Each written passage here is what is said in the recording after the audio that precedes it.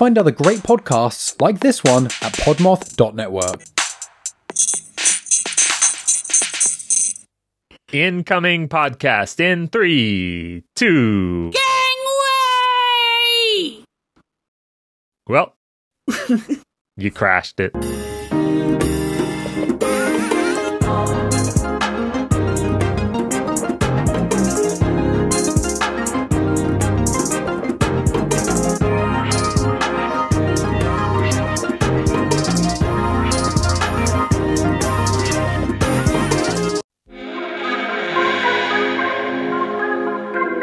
What's up, you guys? I'm Catherine. And I'm Haley. And we are Saturdays Are for the Ghouls, A podcast on the Podmoth Network.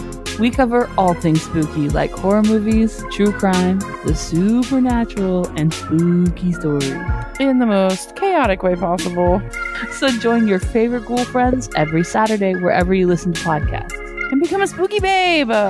So spooky babes, we'll see you In your nightmares.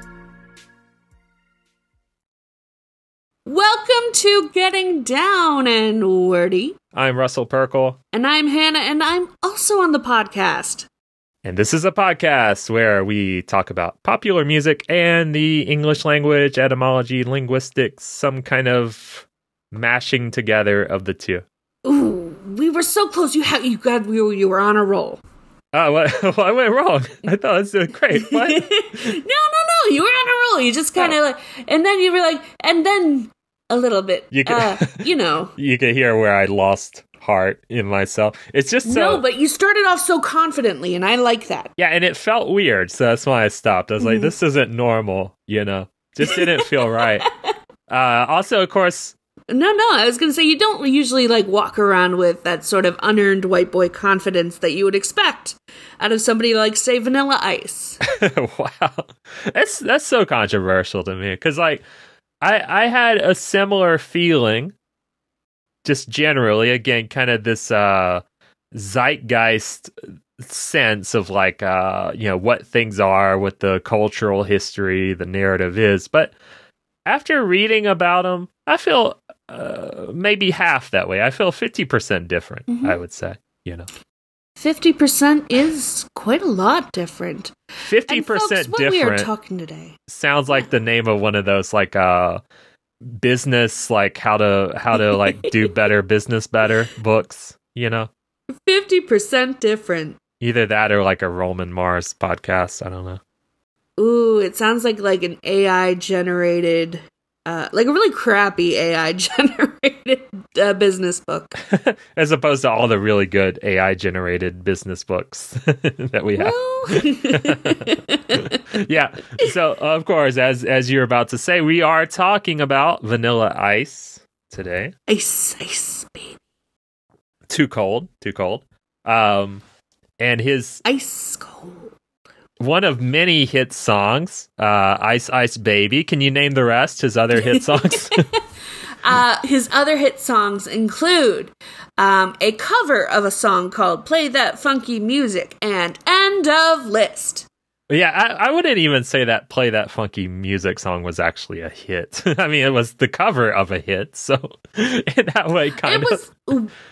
Well, in my opinions so we'll get into our personal feelings about Vanilla Ice. I'm sure everybody has personal feelings about Vanilla Ice. I think at his very heart, the man is a capitalist. Yeah, I can see it. Yeah. And a lot of these songs, and we'll get into a little bit about Ice Ice Baby in particular, it's sort of like just a collage of other people's work. Yeah, that's true. Yeah, just... Well, I don't know. But I in his defense, it seemed like a lot of... It was this was everybody's idea when they had a white rapper, whether it was... I think it was generally not the rappers themselves' idea. It was generally their producer, their manager, whatever. They thought, okay, what song can we try to get a hit out of? And a lot of white rappers did a Play That Funky Music white boy rap song. Actually. That is true. So I don't know. Very, very true. I mean, it isn't as if it's Vanilla. I don't think this was Vanilla Ice's idea, And I think that his producers also probably more the villains in his story than anybody else. Yeah. Like not his DJs, not his collaborators, nothing like that. Not even Vanilla to a certain extent, but the producers, the guys who are like, hey, how are we going to make this person a star? They're kind of the villains in this. It raises the question, who's the hero? I don't know. Well, I mean, the show is called Vanilla Ice, so I think that makes him automatically the hero.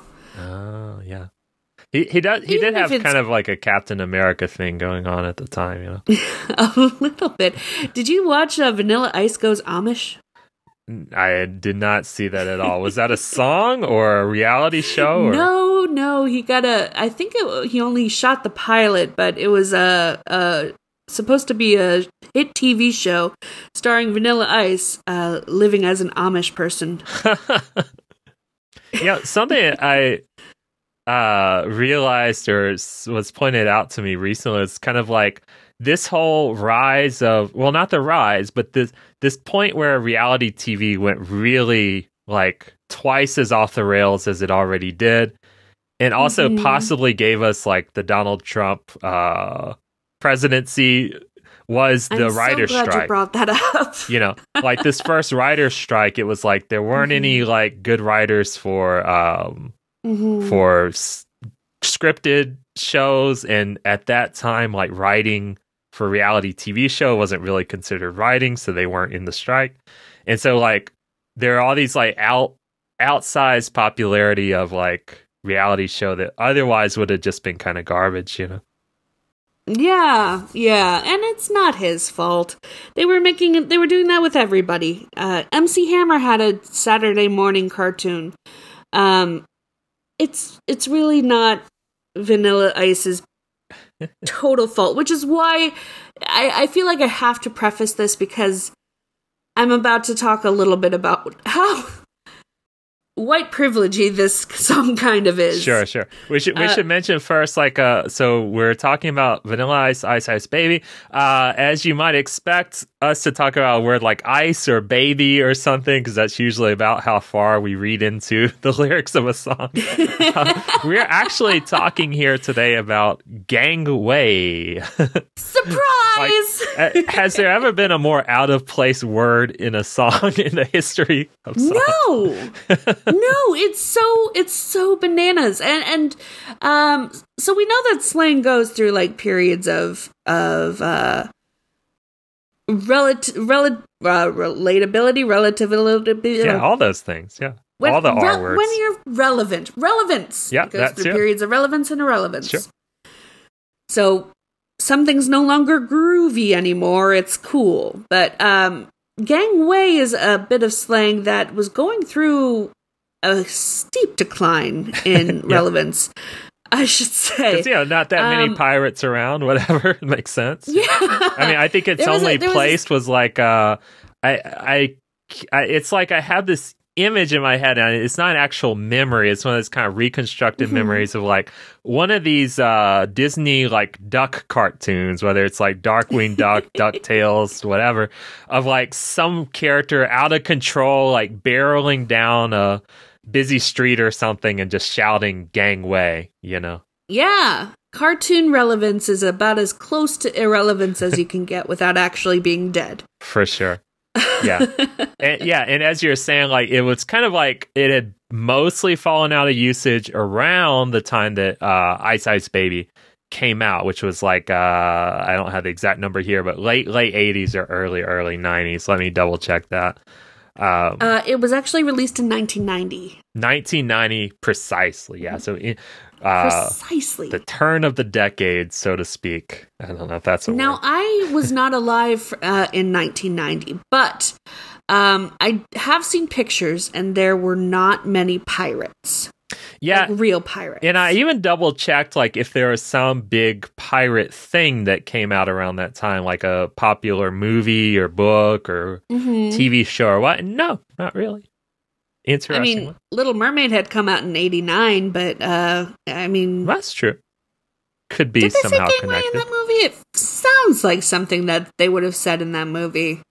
I don't, oddly enough, I don't think it was very piratey. Even the new one is a little more piratey than the old one, just because there's a bit more ship action, Oh, have you seen it then? Yeah, I saw it. It's good. Okay. Yeah. Good, great. I recommend it. Okay. But so yeah, and for me, like I was listening to the radio, this song came on, and this is where Gangway really stood out.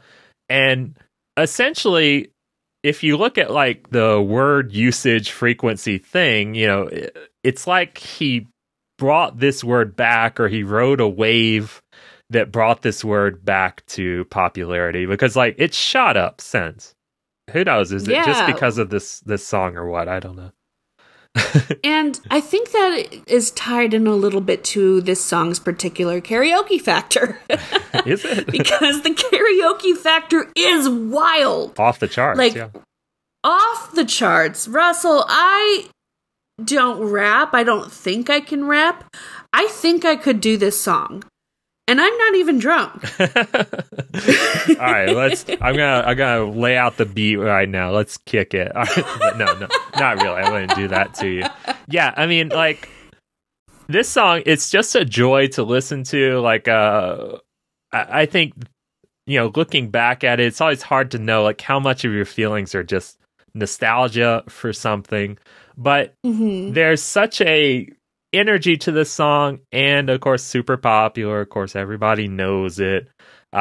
Generally now I think few people hate it. It's like there's a weird thing that happens, I guess, where when a song is contemporary, you have a lot of like strong feelings for it, and it's very common to reject a song. But when a song's really old, I don't know how many people really like hate songs from other generations in the same kind of like up in arms, offended kind of way, Good question. I mean, all of that backlash against Baby It's Cold Outside, that's a song that came out in the 1930s. That's a good point. 30s or 40s. Really similar song.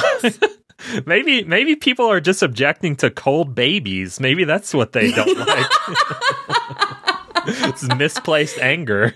Warm that baby up. Put a blanket on that baby. But off topic, but I have been on a tear. I've been crocheting so many baby hats. There you go. You'll fix the whole. So this is what'll finally unite the factions of American culture. And here's a tip, just between you and me. Crochet baby hats. That way, anytime, just have like a pile of them. That way, anytime somebody says, "Oh, we're pregnant," you can say, "Oh, how wonderful! I made you this." I don't really want to positively reinforce people having babies, though. So there's that. The fewer babies in my life, the better. Are there any like punishment hats? I'm gonna crochet like a dunce caps. And then whenever someone tells me they're pregnant, I'm going to give them a dunce cap. Okay, man. Sorry, that was out of... This is a rough episode to keep on course. Wow. But so for me, this word Gangway, hearing it in this 90s rap song, it really gave me this feeling of like, yeah, this is just Vanilla Ice. He's some kind of like California rich white boy, probably from Beverly Hills. I always assumed it was kind of like a K-pop situation where like essentially record producers just said, "Hey, you're pretty, sing this way," and then train him and all those kinds of things. And I thought, okay, probably he says Gangway because his family owns a yacht or something, And I was sure even I'd heard this about him, that he was like a rich white guy who was kind of posing as a rapper, Okay. What other impressions of Vanilla Ice did you have before you researched him? I think that's basically it, except, of course, I also, after Ice Ice Baby, he didn't really have any super successful songs, but he embarrassingly kind of tried a lot to, like, change and follow the trends and do a lot of different stuff. Like he did right after this album, he did a gangster rap album where he got dreadlocks, and then after that, later he did. It gets worse. I mean, later he did a new metal album, like kind of Limp Bizkit-y type stuff, and he actually did a new metal cover of Ice Ice Baby. It sounds a lot more interesting than it is. It actually was pretty boring, weirdly enough, you know. And then, of course, he also tried to kind of get some success by getting close to the Insane Clown Posse. You know, it's like they had lower standards, their fans, so maybe they would like them, but didn't really hold either, you know. Oh, no. So... You know, that kind of makes sense because he's from Florida, and Florida and Michigan have a real tight connection. Well, and this is something that made people really angry, is that he's not exactly from Florida, you know. And what? And this was at a time when where you were from, as a rapper especially, was like a really big deal, you know. Yeah. So he wasn't from any of the like big rap, you know, meccas of the time, and the kind of closest to one was Florida. And so a lot of people felt like he was like claiming this Florida origin just to, you know, give himself more cred, you know. So where's he from? He's from Dallas. Texas? Yeah. Wait. What? Yeah. Dallas isn't a very Florida-y place. I don't know. I mean, it's got certainly some similarities for sure, culturally speaking. Not a lot, though. That's true. You know, same but different. And in not some weird really ways. a lot of outlets for if your passion is hip hop. It's funny you should say that. And again, a lot of these things, it's kind of like what people just naturally assume. And then whenever you look into it, you kind of find out we are kind of all wrong, and we're a little bit mean to him, you know? Oh, okay. So I think generally what people tend to think is like I was saying, he's kind of like this white rapper who was just a white, pretty guy who he or his record producers, whatever, were trying to just look like a Ken doll. Capitalize on. He does a little bit. Like an evil Ken doll. Like they were trying to like capitalize on rap and basically make a more appealing to white people version in order to make sales, you know. There was this Jim Carrey was on In Living Color at the time, and you know they kind of look a little similar. They're both sort of like tall white guys, you know. And so they did a sort of a parody of Ice Ice Baby called White White Baby, you know. It was pretty good. I think at the time it was like a super effective kind of takedown, you know, because it just made him look like this ridiculous jerk. And kind of what I would say maybe is the thesis of the song is like a couple of lines here. He says, "I'm white and I'm capitalizing on a trend that's currently rising." And then in another part he says, "I'm living large and my bank is stupid because I just listen to real rap and dupe it." And dupe in this case means kind of like copy or imitate, maybe in a clownish way, you know. Burned by Jim Carrey. That's an oof. And I think this really set the narrative, and it kind of reaffirmed what people would generally assume anyway, you know. But so to get to the reality of it, he actually, before he was famous, before he was anything, he, as a teenager, he was a rapper or a break dancer. He did this just for his own self, busking, you know, performing just for his own enjoyment. He said he kind of started as a break dancer, and he would kind of go to the mall and he would do the break dancing, and he would sort of rap in between, or he would make little rhymes about the other people in his group break dancing, and this evolved into him rapping, you know. So this would have been in the late 80s in Dallas, Texas. Yeah, something like it, yeah. And also, I'm picturing Dallas, Texas buskers all like that kid in that Walmart video, just yodeling and tapping his cowboy boots. I'm sure, like my impression of Dallas, and I'm sure I'm wrong, is in the late 80s, this would have been a very novel kind of performance. Yeah, possibly so. I mean, I think there's a lot of segregating that happens, because there was a kind of a popular black club at the time. I was seeing here, City Lights was the name of the club in South Dallas. And so after kind of making his own sort of like training himself, let's say, to be a breakdancer, performer, whatever, and also to mention, this kind of happened organically. At first he was like really into motocross, and he broke his ankle. And this was the weirdest thing. He said, like, while his ankle was recovering, he used his spare time to perfect his dance moves. So I'm not quite sure how that works, but that's at least his claim. Maybe he did a lot of one-legged dancing. I don't know. But I seem to recall that breakdancing sometimes involves hopping on one foot and sometimes screaming in pain because you accidentally stepped on your broken ankle. Yeah, it's true. That's true. So, I mean, break, it's right there in the name. So,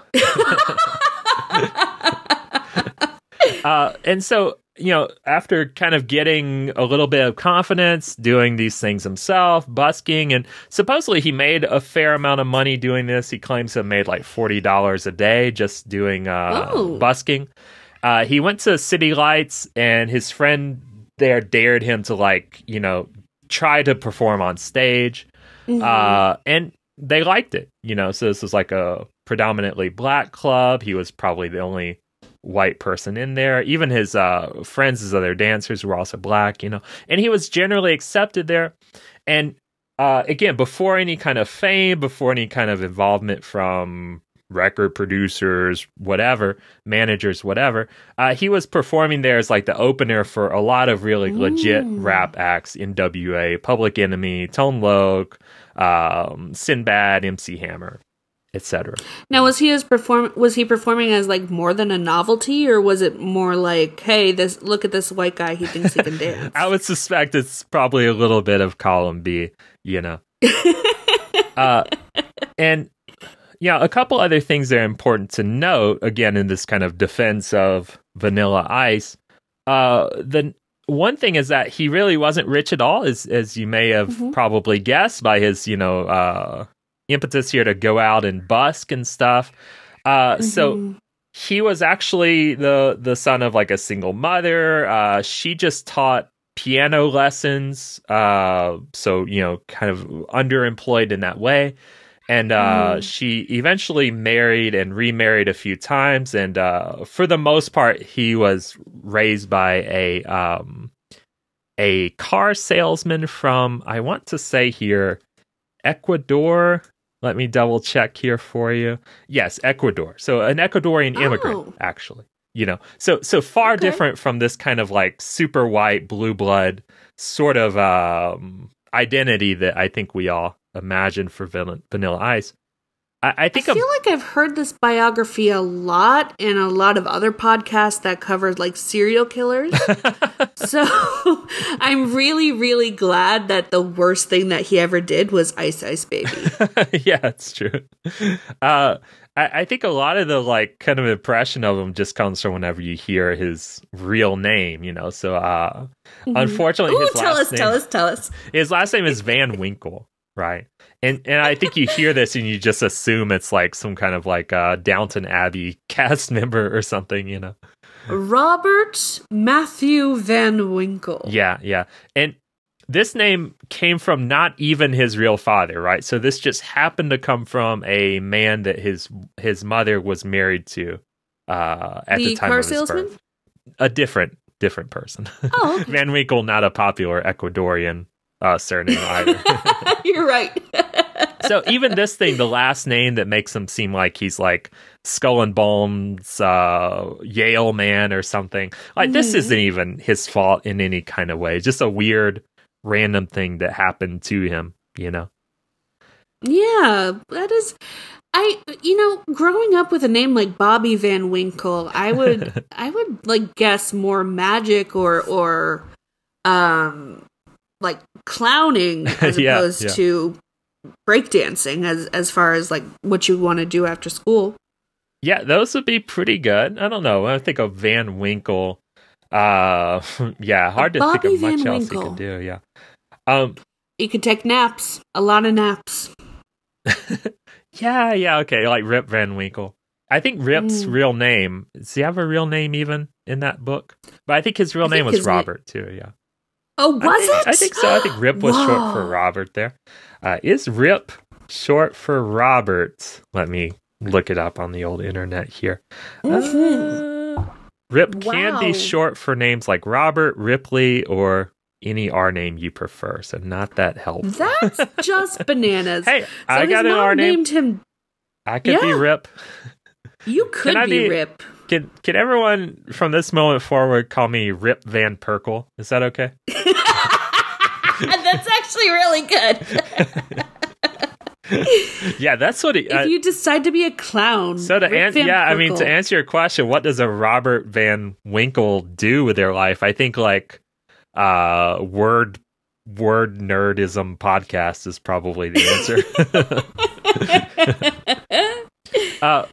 Finally here, so again, we generally have this idea he's sort of like this white poser, but so eventually, he was popular enough at this club that a manager and investor decided to try to make an album, try to make some songs here, get it some radio airplay, everything. So they had two ideas. One, they wanted to play that funky music because it's the obvious choice, Yeah, because he's a white guy and he raps. Yeah, exactly. So they made this song.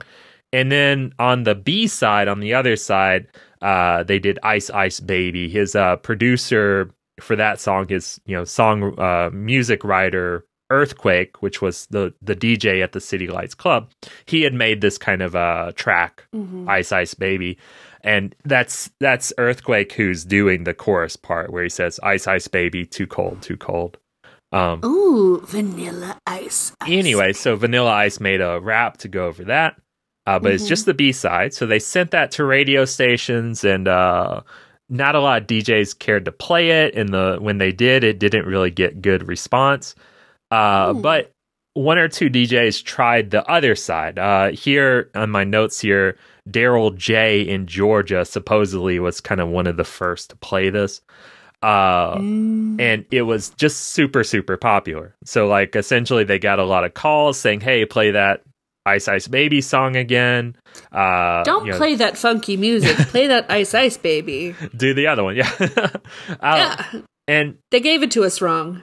Exactly. And so the point here, though, is that as far as play that funky music, it's like you kind of get the idea, okay, maybe this song is about a white boy by a white rapper or whatever. But Ice Ice Baby, people were just hearing it on the radio when it became popular. And according to Earthquake, at least, most people assumed he was black.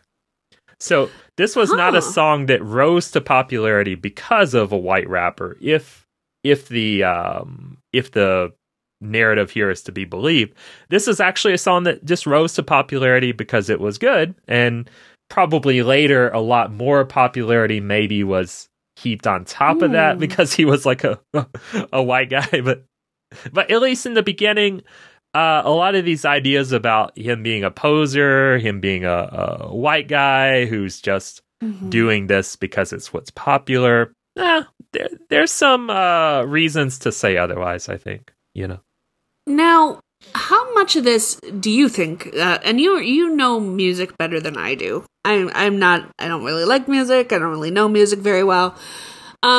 How much of that popularity do you think can be attributed to the Queen sampling at the front? Yeah, I mean, obviously it's a very good song. I mean, it was popular as a Queen song. It still seems familiar to people. I would say it's a fairly big part of it. Yeah, it's just a very nice line there. And also, of course, it's a pretty good bass line. You can't help but notice that he didn't have any other successful songs. And I listened to some of his other music because I think Ice Ice Baby, of course, it's hard to be objective about music, but I think it's good. I think he raps well in it. And I think listening to his other stuff, not particularly good otherwise. Like, you don't hear a lot of different flows. You don't hear a lot of other creative wordplay, blah, blah, blah. It's like you would hope that Ice Ice Baby is the tip of the iceberg, so to speak, and then you would hope that other things are interesting in other ways or whatever. But in my unprofessional opinion here, I think that this was just your expert opinion. You are the expert on this. Absolutely, vanilla ice scholar here. I think this is the best that he's got. It's like the best of a fairly mid talent. Fairly middling talent here. Yeah. Okay. So I did want to point out. It does sample Under Pressure, which came out in 1981.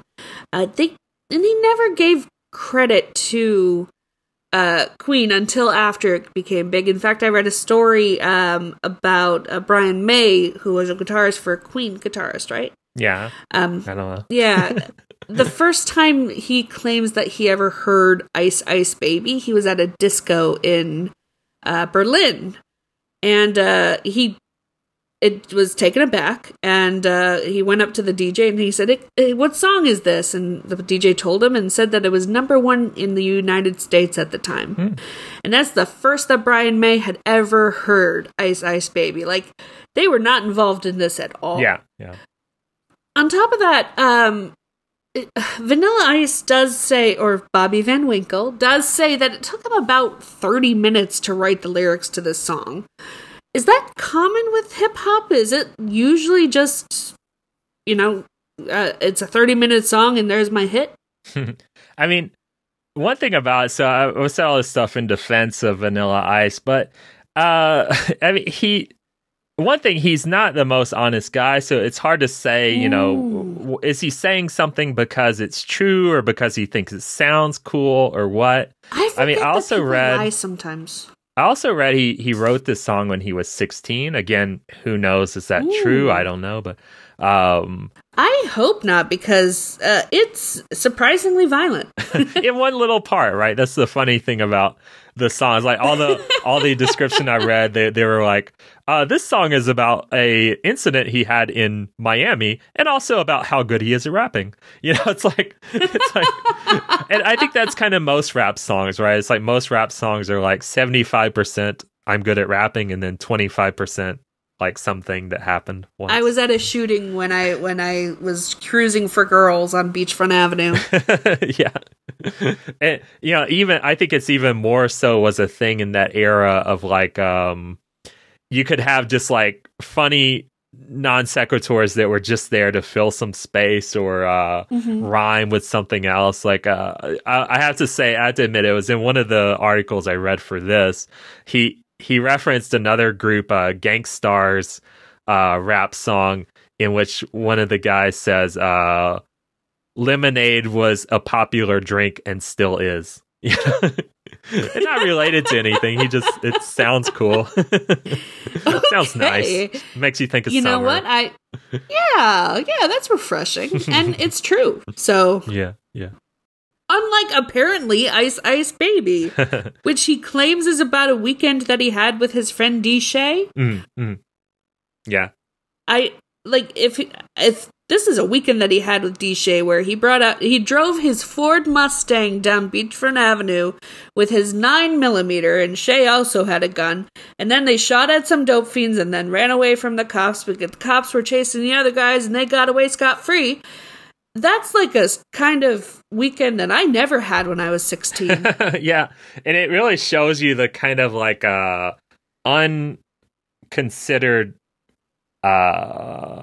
just life or just kind of like way of living that Vanilla Ice has, where he talks about this story, this thing that happened to him, which probably for him, if it did happen, was like the most, badass thing that ever happened to him. But when you really start to think about it, you're like, this kind of sucks, dude. Don't know if this is like it's a weird flex, man. Yeah, he's like, I'm so white that cops go arrest black people that are near me when I commit a crime. Exactly what the lyric is.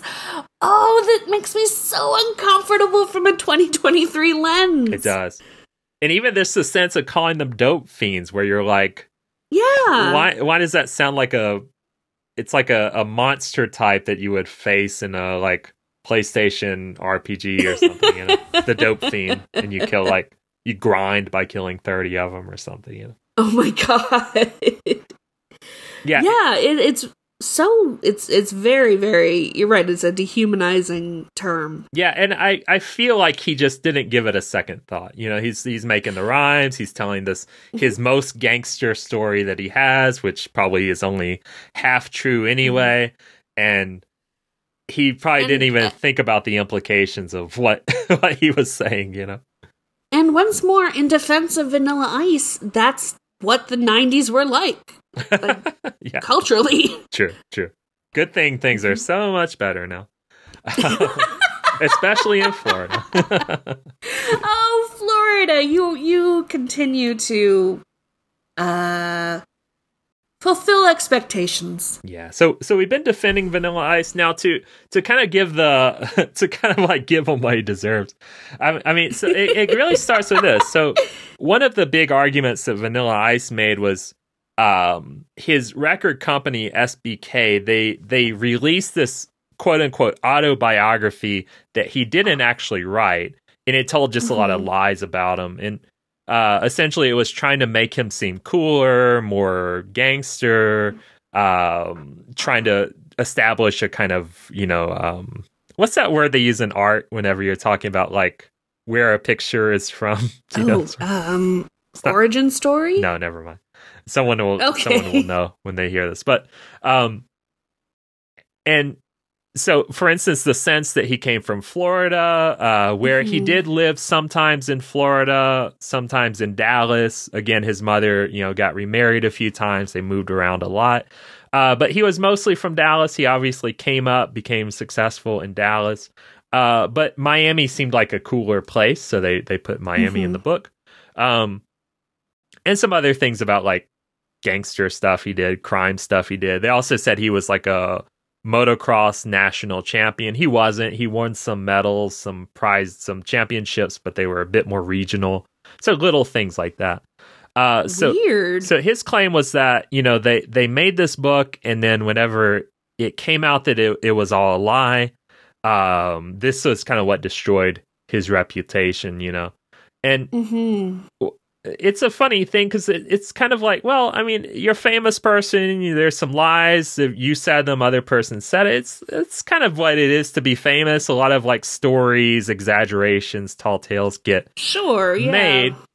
And I think he was very unlucky that this happened like right after the Milli Vanilli thing, you know? What was the Milli Vanilli thing? Milli Vanilli, this group that was exposed that they were actually lip syncing. The people who everyone thought were the performers were just two very handsome guys who were lip syncing the real singers, you know. And this, the Milli Vanilli never sang thing, at all? No, they didn't sing, and they tried later, you know, after people found out, but it turned out they couldn't sing. So turns out singing is really hard. Yeah, it turns out. And, you know, it was almost like this Milli Vanilli thing. It was just such a hit story. You know, it was like for reporters, for pop culture people, this is just it's so great to have this like huge scandal. It was kind of harmless in a weird way, yet at the same time, they'd kind of tricked everybody. So it was like so outrageous and so fun to read about and hear about. That I think they just kind of wanted to repeat it. You know, they kind of wanted to get this fame again. And I think in a weird way, Vanilla Ice was just a kind of a target of this, you know, whereas it's like most celebrities are kind of dishonest about their life. But this was at a time where it was like really popular to just get somebody for it, you know. But I've kind of gone back into defending him mode. The thing I was going to say is, you know, there are things in this biography, this autobiography, that really make you feel like, okay, Vanilla Ice probably did make this, you know, because like there are details about things that he talked about himself at certain times, about like skateboarding. And the big thing for me is that he talks about in this autobiography how he's really into real estate, which of course later in life, like now he does a real estate, like one of those house flipping shows, you know. Russell, I feel like this is another flavor of Donald Trump. It's true, yeah, in so many ways. Donald Trump also into real estate. Man, I really hope they never give Donald Trump a house makeover show. That would be so bad. He could do like I would love to see him. He could do like prison makeovers, you know? Yes! Although I would actually really like to see Donald Trump goes Amish. I would not watch any of these. I mean, no matter what it is. No, I wouldn't watch it, but I want it to happen unpleasant. to him. Yeah, you know it's what I mean? You want it to happen, yeah. I get it, Yeah. totally. Yeah. So, to me, it seems like there's a lot of things where you can say, well, people are being really unfair to him to, you know, to really hate on him so much. But on the other hand, he was a pretty ridiculous, goofy, dishonest, not that talented person, you know, generally speaking. Again, listening to his other music, I didn't hear anything else that was really particularly good. And then also, it's like, you can kind of see how he just seems to be adopting whatever he thinks will be the popular style at the time and hoping for the best, you know. He's a very popular Vanilla Ice as himself in his filmography. Like, he does a lot of reality TV show kind of cameos and other people's stuff just to like capitalize on whatever kind of fame he still has left. But it's just I don't think that he's creative. I don't think that he's he is, but I don't think his creativity rises to the level of, you know, it's like I was talking about with someone Nickelback a while ago where I was saying, you know, it's like people ask, why do people hate Nickelback so much now? And they're not that bad, but they're also not that good, you know? So it was like, I think essentially they got so famous and so successful that people thought, you're too successful for what you do, you know? And so then things curve in the other way, and people are like, we hate this band because they're way more successful than they should be. And then eventually, you know, you reach your level, your waterline.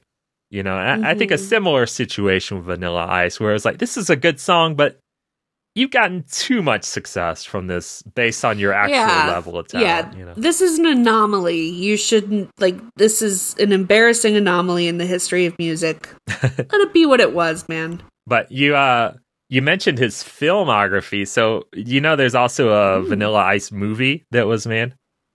What? Yes, is it a biography? Is it like a biopic? Is it? I mean, really, it could be like a weird retelling of his life, but it's presented as not a biography. So who knows? You know, who knows what his real life is like? Okay, so it's like the dramatized story, the story that he wants us to know. Yeah. Called Cool as Ice, and in it he plays a character named Johnny Van Owen. So he's kept the Van. Wait, he doesn't play himself? It's basically himself. So he's got, in this case, like a biker gang instead of like a motocross thing, but he still rides a motorcycle instead. And he's like roving the country, it seems like, with his dance crew / hip hop crew. So they all ride motorcycles, sorry. I think that is a great segue into some of the lyrics of this song that everybody knows, but I feel like nobody thinks about. Okay. First of all, it starts off, yo, VIP, let's kick it. Russell, who is VIP? Oh, I know this one already, because of course I also did the research. I know, tell us. That's the Vanilla Ice Posse, so that was the name of his dance crew that he It's the Vanilla Ice Posse. Yeah. He's not talking to the person listening to the song. I found that so heartbreaking. Like, I thought that the song starts off with yo VIP and he's talking to me. I'm the very important person that he's about to sing to. That is incorrect. He's talking to his dance crew. Yeah, you're just eavesdropping, you know. You're just a bystander, turns out. Mm-hmm. I also learned that the 5.0, Russ, is a Ford Mustang. Oh, I had no idea. Why is this? I didn't know. I mean, I imagine it has 5 engines or something. If it has 5 tires, then that's not road safe. Oh, most cars have 5 tires. They just only use 4 at a time. So maybe this was the first one. Then there's the little wimpy donut that you keep in the trunk. I mean, maybe like it's 5 because it has the extra tire is a real tire, right? It's like we didn't do the donut for this one. This is a Mustang. You get 5 whole tires, you know? There's also a lyric, there's also another person that is mentioned in this song. A lot of people mishear this as DJ. He's actually saying DJ, which is his friend. They actually had a falling out a little bit before the song came out, and DJ was never credited. But apparently this song is about a wild weekend that Vanilla Ice and DJ shared in, allegedly, Miami. You feel he should have been credited as like a co-writer in that he wrote by living it? He was just never. There was the way that I read it is there was some contention about his involvement with the lyrics of the song. Yeah, okay, I got it. But again, there's so much, and I'm learning that a lot of the things that I've learned are lies. It's lies on lies. This is the wild thing. It's like both sides of it are kind of so like manipulative and like secretive of, I don't know. It's weird. All sides, not even both sides. There's so many sides. Yeah. Everybody has a lie to tell about music, and it's weird. Yeah, and it's like they lie about every facet. Like there's this weird thing where Suge Knight, the producer / record company owner, whatever, he kind of like threatened Vanilla Ice into giving him like part of the, you know, proceeds, the profits for the song, whatever, the points on it, whatever. And he did it by kind of telling Vanilla Ice that he had found the guy who really wrote Ice Ice Baby, and essentially Vanilla Ice had to pay this guy part of the royalties for writing the song. And it's really, you know, no one knows, was this just like, you know, what you would assume is this guy was just the person that Suge Knight could get the money through in this method, or maybe he did really write the song. Who knows, you know? Weird. And then it's like in Vanilla Ice is telling of this, all kinds of other weird stuff happens, like Suge Knight dangles Vanilla Ice over the side of a balcony. I read that. The other songwriter, the alleged songwriter, is all beat up whenever you know, Suge Knight brings him to confront Vanilla Ice about having written the song, blah, blah, blah. So it's like everybody's lying on all sides, you know? There's so many lies. I don't even know what the truth is. This is just a legendary song. So the last bit of the lyrics that I wanted to mention is, Ice, ice, baby, too cold, too cold. Know what this is, Russ?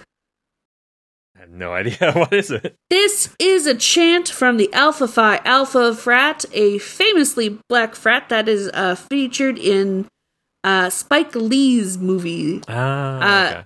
Yeah, so this is... They say exactly that, or they say something different? I don't know. Ice, ice, baby, too cold, too cold. Really? Wow, interesting. Yeah. And so when people say that, criticize Vanilla Ice for kind of capitalizing on black culture and stealing black culture, it's not without some basis. Yeah, it's a little weird to put that in. Yeah. And again, I mean, to come to his like half-hearted defense, of course he didn't write that part. You know, that was the track that was given to him, you know. And I would even suspect he probably didn't even know about that. So it is very surprising that this is the first single by a rapper to hit #1 on the US charts. Yeah, it's true. That's extremely surprising because, again, he's not very creative. He's just doing, like, it seems like this is a collage that's put together by a bunch of his friends and Queen. It's not... That's true. Interestingly, it's not the first... song with a rap to be #1. That one is Blondie. So Blondie has a rap song? Blondie has a song with rap on it. Rapture in 1989. Rapture? It's a pun on rap? Well, there's a rap bit in it. I did not listen to the song. I'm not a big fan of Blondie. I just think there's it's no way very this song interesting. Called Rapture has rap in it, and it was not a play on words. It has to be a pun. You're absolutely right. It absolutely has to be a pun. Is there any chance think it's a rapping vulture in the song? There is such a chance of that. There's no chance. Don't be ridiculous. I just think that it's really, really interesting and kind of a condemnation on the producers of music in this country and whoever is in charge of who gets number one on the charts. Whoever's in charge of what gets played. That's us. People. You know, That's us. It's us, the listeners. It's condemnation on us. Condemnation on us. Shame on us that the very first rap song to reach number one was a white man performing. Like, that's not how this works. Yeah, too bad. So yeah, it's funny to think, right? And again, it's like you do wonder, the people hearing on the radio, they hear this like a black frat chant Mm-hmm. That was from Spike Lee movies that had a pretty mainstream appeal somewhat. You know, you do kind of feel like maybe people just assumed it was a black rapper, you know. I also feel on the other hand, a lot of this sense of like ridiculing him for being a white rapper. There's some weird kind of like, I think a lot of the controversy of it, a lot of the sort of like scandalness of it is just this implication that a white person is kind of lowering themselves to rap. You know, that I think in the 90s, this was a feeling that people probably had, you know, because it's like you look at the Jim Carrey thing and a lot of the like goofiness of it, a lot of the absurdity of it is that this is a white guy, like a good looking, tall, handsome guy being a rapper, you know, which is like, what's wrong with that? And again, I would say again to come back to my like lukewarm defense of Vanilla Ice, I think a lot of this is not his fault, you know. I mean, I think today, if he were just starting today, just rapping today, the things that were so outrageous in the 90s, I think today would be completely fine. You know, like a lot of people criticize Post Malone in really similar ways. And in a lot of ways, he's a lot worse because he really is just kind of a guy who essentially puts on the rap persona almost like a costume, doesn't really even like rapping. Most of his songs aren't rap songs. But it's 2020. It's okay. Doesn't matter so much. And most people don't mind, you know? Right. Yeah. But so, anyways. Yeah. We've talked a lot about Vanilla Ice. We did. But this is also an etymology podcast. Yeah. It's probably should get to that as well. So we are, of course, talking about Gangway. The particular lyric there, he says a lot of stuff that doesn't have anything to do with it, essentially. Like, there's not a lot of narrative cohesion here, but he's saying basically, like, I'm gonna kill your brain, and anything less than a dope melody is a felony, but you better gangway, or you better hit the bullseye. So he's saying, like, yeah, get out of the way, or you gotta, like, kill me dead, I guess. I do also think it's a stroke of genius to rhyme melody with felony. It's not bad. Worse things have happened. It's definitely better than listen with invention. Yeah, that's true. I mean, it always bothered me the like order of stop, then collaborate, then listen. I don't quite get what this sequence of events is doing exactly, but that's fine. It's all good. You're right. Good song. That is an odd sequence. So coming to Gangway instead. Gangway. So there's a couple ways we need to come at this. One, we need to know like the etymology of these words. You know, where did the words gang and way come from, and gangway itself? And where did the actual concept of a gangway, this compound word, what was that? Right. So let's start by just saying, what is a gangway? What was it originally? It's funny. I think we all kind of get the sense that somehow it's related to pirates. I don't know why we know this, but we seem to somehow all know it's piratey. It is piratey. It's, and I feel like it's just because it's naval, and we kind of assume that anything naval is piratey. But how do we know because it's that's naval? Our favorite. You know? Well, gangway is a part of a ship. It is a part of a ship, yeah. But again, how do we know that? This is so crazy that we know all these things that we have no reason why we should know. I know. You know, we're not in the Navy. We're not on a ship. It's really wild. But it's true. There's a couple of really interesting naval slang terms that you wouldn't expect to actually come from the Navy. Like, there's tons. Yeah. Yeah. Oh my God. Long shot, tied over, taken aback is actually a naval slang.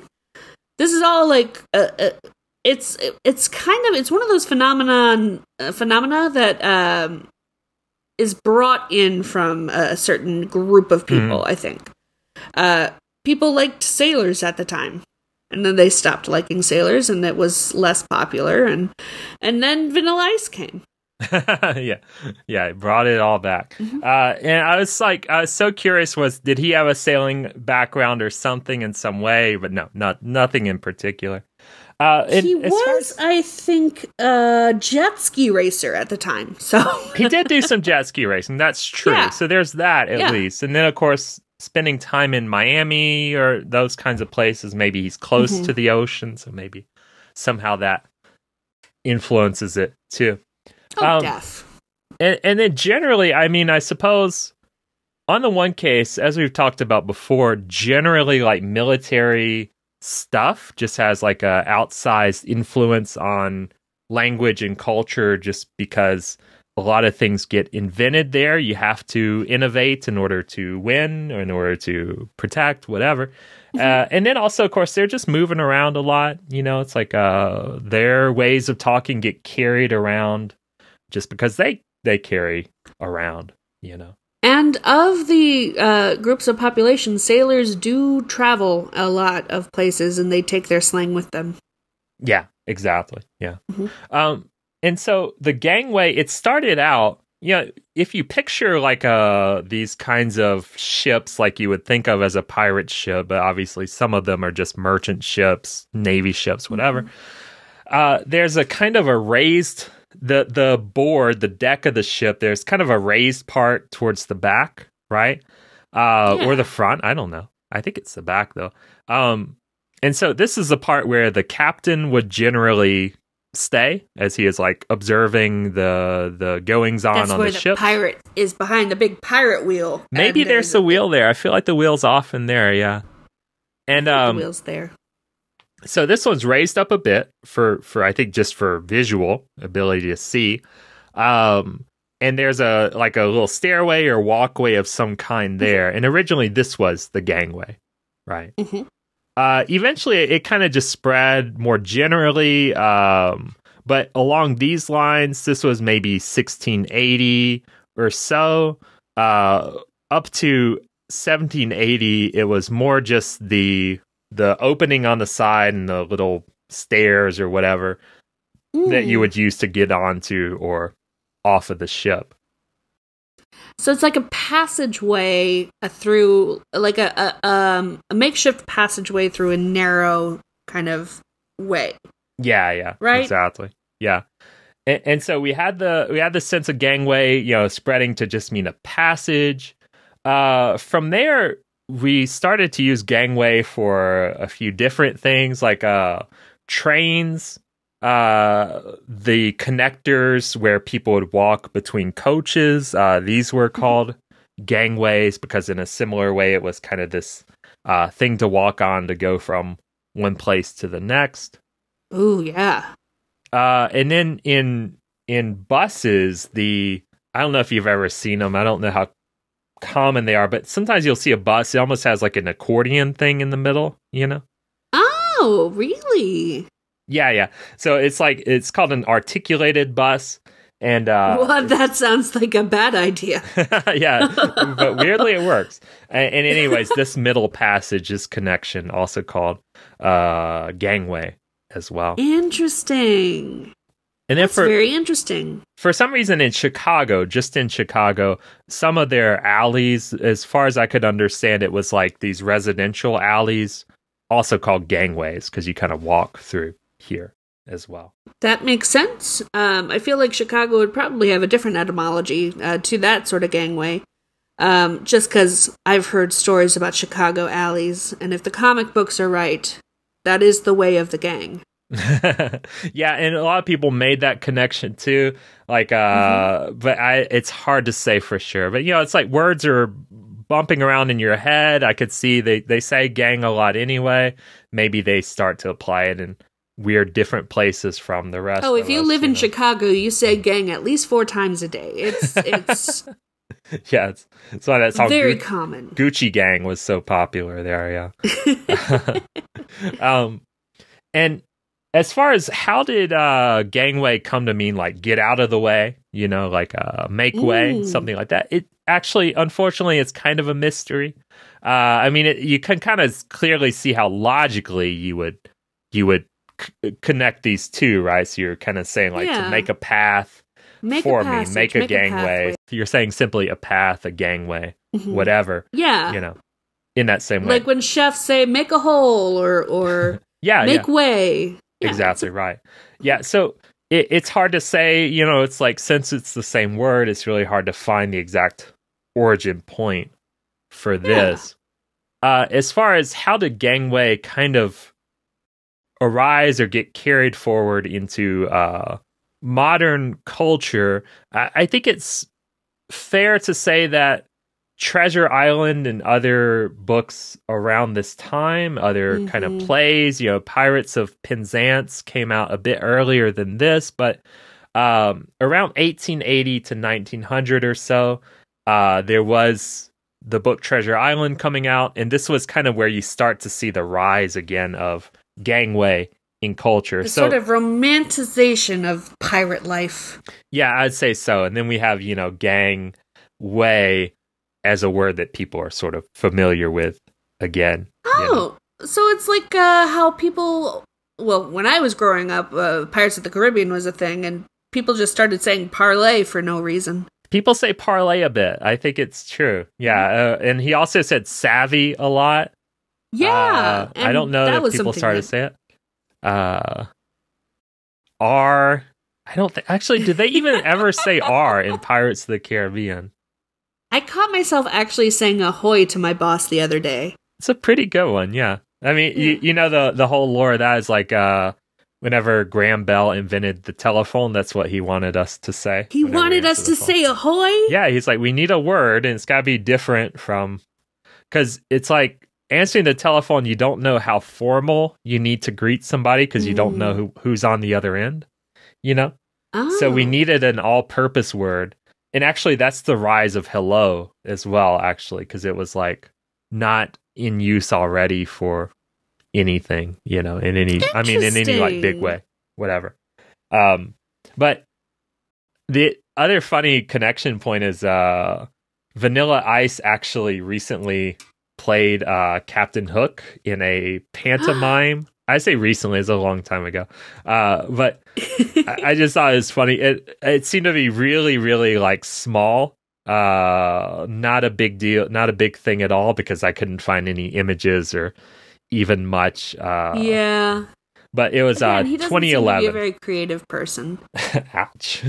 But yeah, 2011 he did sorry. this. Okay, so pirate or naval? You said you had naval language or pirate language? I do. I guess they're one and the same. I don't know. Well, I do have some words that and phrases that you would recognize that actually come from a naval sort of background. So to tide over, what does the phrase to tide over mean? It means like to kind of satiate you in some way for a short time until something else. Exactly. And tide over actually means it refers to when the ships would lose wind in the middle of the ocean, so they couldn't go anywhere. They couldn't sail with the ocean. They would have to just drift on the tides. That's known as tiding over in naval slang. The doldrums. Yeah. Okay, so it's like I just want to think on this, meditate on this for a minute. So it's like the time between winds in this case, right? So you're gonna be tided over, as in just the tide's gonna move you over a bit until you get to the next So I had wind. a small lunch and I'm hungry before dinner. Why don't I have like a granola bar to tide me over? Yeah. Wonderful. Okay, sorry, what's the next one? there is, of course, feeling blue. We covered a little bit about this in our blue episode, but to feel blue is to like be kind of sad. Yeah. Now this comes from the sort of popular trend of naval vessels. When a captain would die, they would fly a painted blue flag. So that grief was associated with the blue flag. Right. If you're feeling blue, you're sad. Yeah, we should say for the pedants out here, this is an alleged thing, but there's not a lot of clear evidence. There's a lot of other, as we talked about in our blue episode, go back and listen, Eiffel 65 blue. It's a fun one. There's a lot of possible origins for this connection of blue and sadness, and that is one thing that people oftentimes point to, is this idea of having a blue flag whenever a naval officer died. Absolutely. Now, the phrase taken aback, what does this mean to you? It kind of means you're something like shocked or upset or like disturbed. I can't think of quite the right word, but something along those lines about something, right? Sure. Something close to that? Absolutely. So literally, and this is I love this kind of language that's so illustrative. It's when you're taken aback on a ship, the ship catches a sudden gust of wind, and it goes suddenly forward so fast that it slams you back into the wall or into the railing or into whatever. Mm-hmm. Taken aback. Yeah, it's a funny one because it's like it seems like if you get a good wind, it's kind of a good thing, right? On the ship, especially if it's going in the direction you're already going. So I think the meaning here is warped a little bit in time, right? I think it's the sort of wind that because you're prepared for catching wind. When you're taken aback and you're actually to the point where you're thrust against the railing or against the wall and you're not prepared for it, it's probably a wind that's coming from the wrong direction or a wave that's slamming you from the wrong direction. It definitely has that sort of feeling of, I wasn't prepared for this at all. Yeah. Hey, looking up the word now, I don't know if it necessarily has a negative meaning. I'm looking at taken aback, right, in dictionaries and stuff. Maybe it's neutral. Can you be taken aback positively about something? Or just generally neutrally, kind of like stunned positively or taken aback. Yeah. Usually, Me too. pretty I much feel every that time way I've been too. taken aback, I've been, like, and so that I really like that sort of language that is so, it illustrates that feeling so well. Yeah. So the doldrums, I'm sure anybody who is a little bit familiar with like naval passages, do you know what the doldrums are? Or what is it to be like you're feeling in the doldrums? Just kind of sad, depressed, or low energy, whatever. Bored, maybe. Yeah. So the doldrums are a place of sort of like dead water, where there are no currents, where you can't really catch a wind. It's like a place in the water where you can't move away from very easily. Like the doldrums are places where you'd have to whip out the oars and try to like move to a better place of water. I see. Yeah. I think it's funny to see. It's such a great illustration of like how we're unaware that most of our language is just like idiomatic. It's just like how far back do you have to go to find? Yeah, I say idiomatic here to mean like a kind of a funny expression or some kind of metaphorical type of expression, you know? Like one of them I encountered recently, and this is just one random example, like flagrant, you know? Flagrant means, of course, something like unabashed or without trying to hide it, something like that. Flagrant actually is just an old word for like flaming, like on fire, right? Conflagration is another word coming from the same root, right?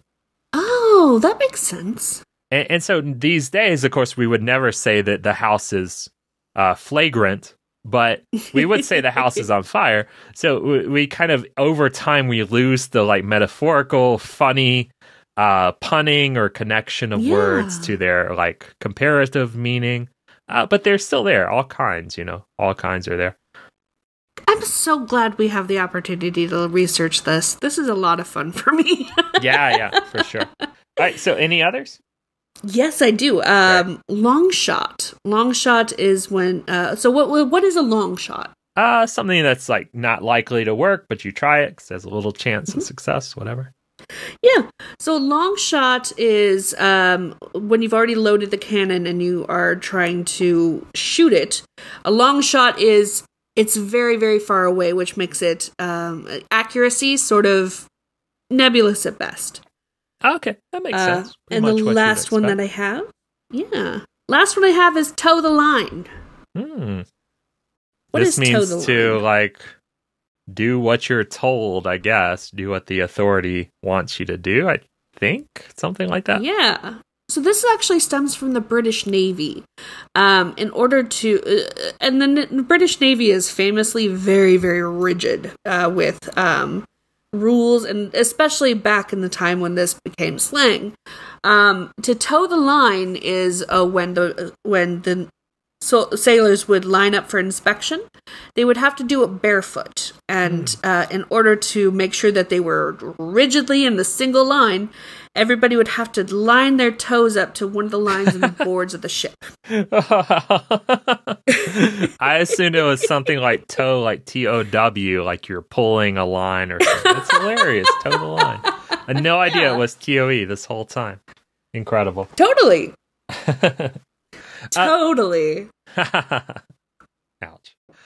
So you may be wondering, why are we've talked about gangway, what is it, but why is it called a gangway exactly? Like, what does this have to do with gangs or whatever?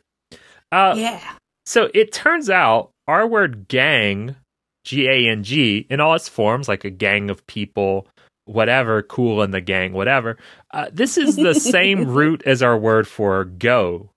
And the original meanings were kind of closer to go, right? Really? So our word go comes from, like, as you would expect, kind of Old Germanic and eventually back to Proto-Indo-European, something like he or ge, meaning to let go, to release. For once it comes into the Germanic and the Old English, it just generally means something more like go or walk or depart, go away, whatever. And so we have our word go. We have this form gang, which again just generally meant like a journey, going somewhere, passage, whatever. And this was more like let's say the noun form when you talk about the thing. Yeah. The act of going, so to speak. And possibly here there was another root, something like gang, meaning to step or to walk, which again you get the sense of a similar idea. So these words were probably connected there too. Okay, so we got it. So of course a gangway is a way that you go, a way meaning a path, right? Yeah. So you're gonna go somewhere on the gangway. That's cool. Solved it. And so then how that was a quick episode. Right, yeah. See you guys. How come then we also use gang to mean like a group of people, sometimes a group of criminals instead? Well, it's a little weirder, but basically we had, from this idea of the going, the journey, whatever, you had the sense of like the things that you're going to take with you for your journey. So like I think of today, there's that phrase everyday carry, where you talk about what are your things that you have with you, or I think it's some kind of a multi-tool that you take with you or something. I don't know. Or in D&D, it would be like your adventurer's pack. Sure, exactly right. And so like your gang eventually evolved to mean kind of like the tools, the stuff that you were going to take. And from there, you just got generally the sense of like some kind of collection that was going together, something like that. And so from there, you get to the sense of a group of people who are going together. From there, how do you get to like a sense of they're bad people? There aren't a lot of like huge reasons why. I think it's just, they're groups. Even still now, we use gang sometimes to mean a good group. again, like my gang of friends or something like that. Or you could say you gang up on somebody, and this just means you all take one side against them, you know? But it certainly doesn't have any kind of like formal connotations whatsoever. It's either casual or it's like saying that these are criminals. Yeah. I would say probably it has some connection to like prison gangs, you know, the sense of like a work gang, a chain gang, whatever. I'm gonna amend that actually, because don't they call like conglomerates like a Seogang group or Seogang? No, I'm thinking of something else. I'm so sorry. Ignore me. We have Gangnam Style. Is that what you were? We do have Gangnam Style. Oppa Gangnam You're right. Style. I think it was that. I was thinking of Gangnam Style. Why do we call it that? I have no answer for that, listeners. Didn't look it up. Just occurred to me just now. I'm sure they're unrelated. It's not like there is a suburb in Seoul called Gangnam. Yeah, I'm pretty sure gochujang is not like a spicy criminal organization, so far as I know. So we have gang here to mean like a group of people. We have gang here to mean just generally a way. We don't really use it that way much anymore. We do get a few other interesting words from this same gank-ish root of go, right? So we get, for instance, gangling or gangly. And this means, of course, kind of like a long, loose jointed, I have here in my notes, person, kind of a tall, slender person, something like that. How is that connected to go? I think just the sense that they kind of walk on like long striding legs, something like that. You know? Kind of the looseness of their walking. Maybe it's because gangly people are so weird that people just want them to go away. Ouch. Take that, gangly people. I am completely joking. I have a lot of gangly family and I love them. She's not joking. She doesn't. And finally here, doppelganger, right? From a German word. This literally just means double goer, right? Which is weird. That sounds creepy when you say it like that.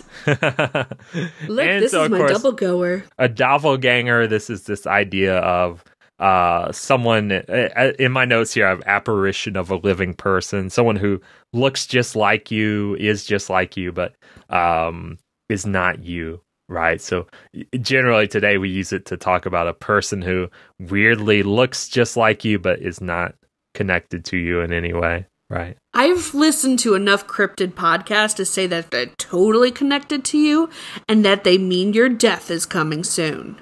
Ooh, that's not good news, though. Will they be okay, though? Will they survive? Or we both die? They'll replace you, yeah. Oh, they're replacing me. Oh, because it's like a D&D, Dungeons & Dragons doppelganger situation. Oh, yeah, for sure. Yeah. That's okay.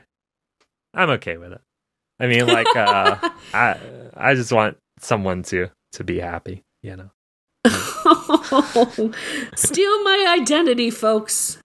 Yeah, it sounds, it's like, life is hard, you know? If someone else could live it for me, I don't know. I'd certainly think about it. Yeah, it could be a nice vacation. Yeah. I'm just kidding. I'm absolutely happy. Great. You know what makes me happy, though? What? Oh, I forgot. It's something in Europe or... having to do with vision. Tip of my tongue. Can't quite get it out. Eurovision! Okay. Oh, yes. On this podcast, we also talk about Eurovision. We did. The continental phenomenon that is, or has been, taking this world by storm. Everywhere except for everywhere that's not Europe. Yeah, yeah, it's true. yeah, most European people are not interested to talk about this.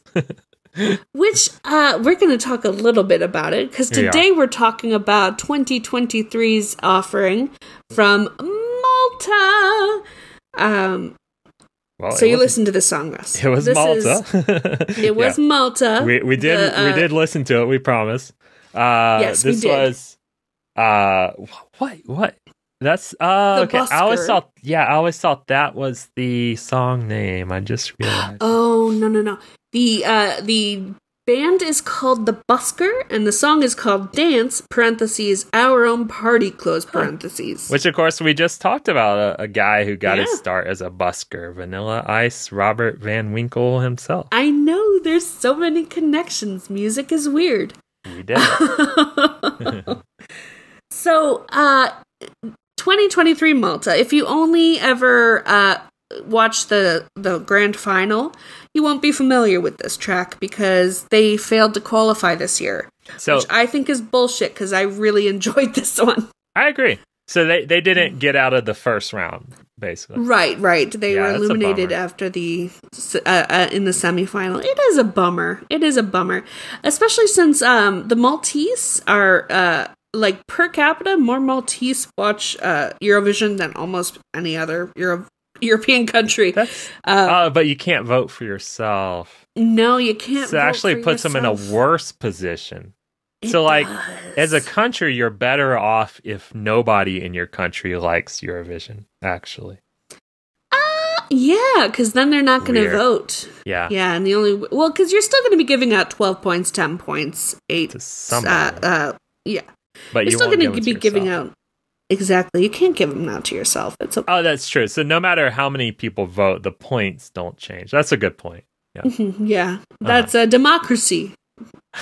Yeah, perfect. Representative democracy. Perfect direct democracy. Yeah, representative democracy. No weird things going on there at all. So Malta has 2 official languages. The first is English because they were an English colony until I believe 1864, I want to say, or no, 1964 thereabouts. Ever since then, they've been independent, but they were an English colony. And the other language is called Maltese or Maltese. This is a pretty interesting language, Russ. I think that you'd be very interested to know that it's the only Semitic language that is written with Latin characters. It's thought to have its start in the ancient Phoenician language when the Phoenicians came to the island for the first time in 750 BCE. Yeah, very cool. Yeah, so I didn't really know anything about Malta. So I'm looking here on the map. They're kind of like right north of Libya, right next to Tunisia, not so far from Egypt. And they're right to the south of Italy. They're like so close to Italy, they look like they should just be an island of Italy, you know. And as a result, Malta received a lot of beatings from other countries because when Europe and Africa attack each other, they've got to stop in Malta or in one of the Mediterranean islands to sort of refuel, get all your stuff ready, get ready for battle. So there's a lot of history of, say, piracy, naval warfare. In the World War II, Malta received like a really, really heavy amount of bombing just because of the proximity to Italy and you know, just the location of it. It's been a pretty crappy sort of geography, which is such a shame because if you also look at pictures of Malta, it's stunning. It's like an entire island of Mediterranean paradise. Yeah, it looks nice. Looks good. So, I wanted to share with you a little bit of, well, first of all, one of the interesting things about Malta is it has more federal holidays than almost any other European country. It has 14 days during the calendar year that everybody just doesn't go to work. They're like celebrating like the fact that they didn't die in any of the bombings and stuff, or like what do they have to celebrate exactly? Why are they so celebrative? They have a lot of a Catholic sort of background, just because, starting during the Crusades, and of course, they were invaded by Muslims coming up from Libya. They were invaded by Catholics coming down from Italy, and just culturally, Catholicism won out in a lot of ways. But also, there's a lot of Arab and African influences in the language. yeah, it's a really, really interesting thing. A lot of these national holidays are like feast days. The Feast of St. Peter and Paul. One of them is the Feast of the Drowning of some ship. So What?